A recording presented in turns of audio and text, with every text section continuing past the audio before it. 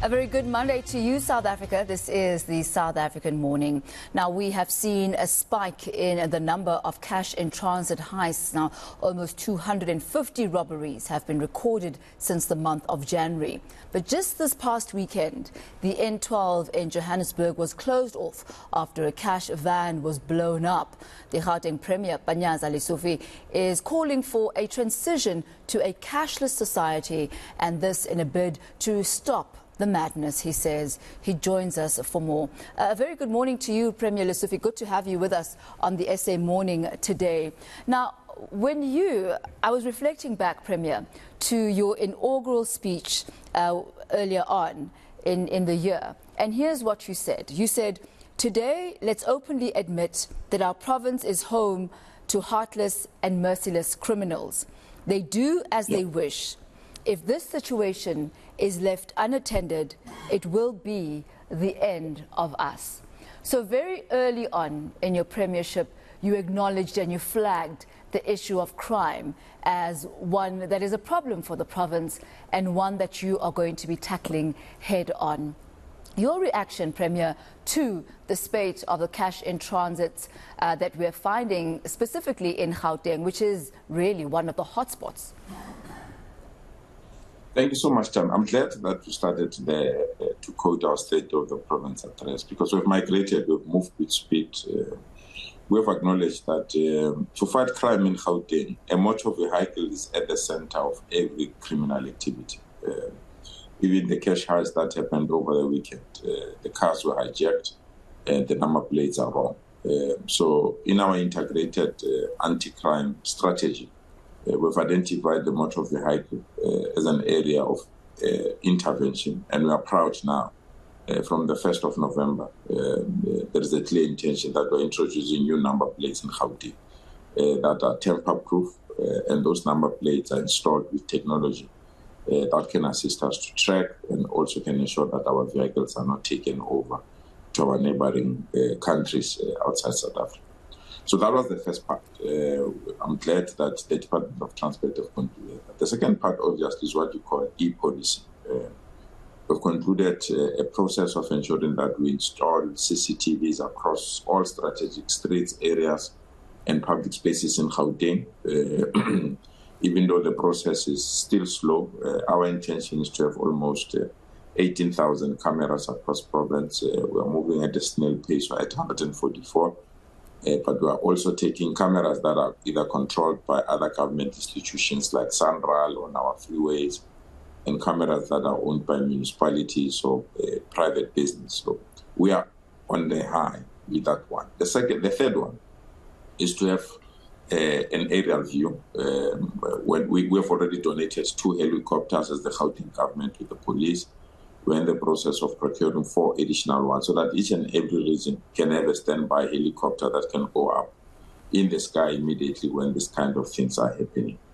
And fourthly, which is very key to us, is to have police visibility. As the Gauteng government, we've already donated 75 new cars to the police so that they can patrol our highways.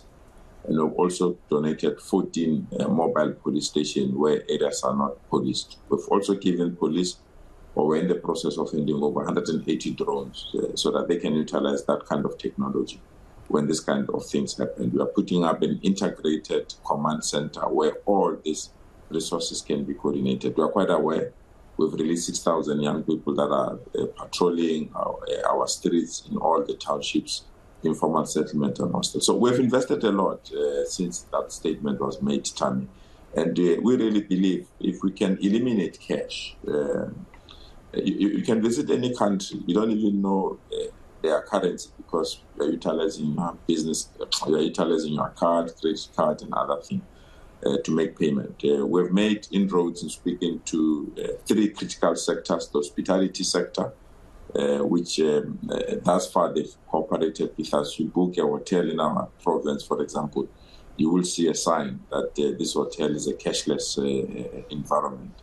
We are now persuading the retail industry because that's where lots of cash circulates.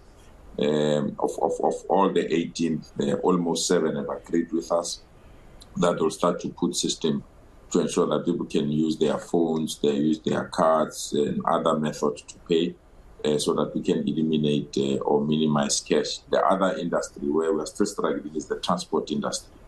But we are leading as government from next year, April, Gauteng Provincial Government Services in our hospital driver's licenses will be cashless, so that we minimize cash. If we do that, Chami, you will not have ATM bombings because there will be no cash. We'll not have this kind of bombings of these cars because they will not transport lots of cash.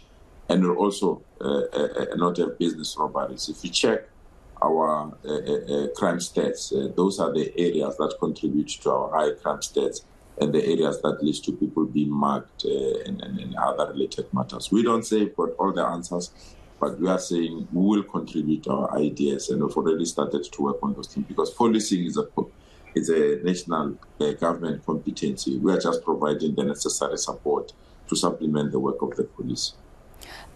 For the benefits of our listeners, and perhaps that one person who's asking themselves, okay, so what does a cashless society have to do with cash in transit heists? I guess it's an opportunity to go down and evaluate the value chain here, in the sense that these cash in transit vehicles collect money from retailers, from stores, etc., and they then transport that money to the banks. And so, Premier Lesufi, you are saying if there's less money to transport to the banks, then it means less cash in transit vehicles and therefore less potential for these type of incidences. Is that the logic here? Indeed, that's the logic. If you've got less cash, don't be ATM bombings.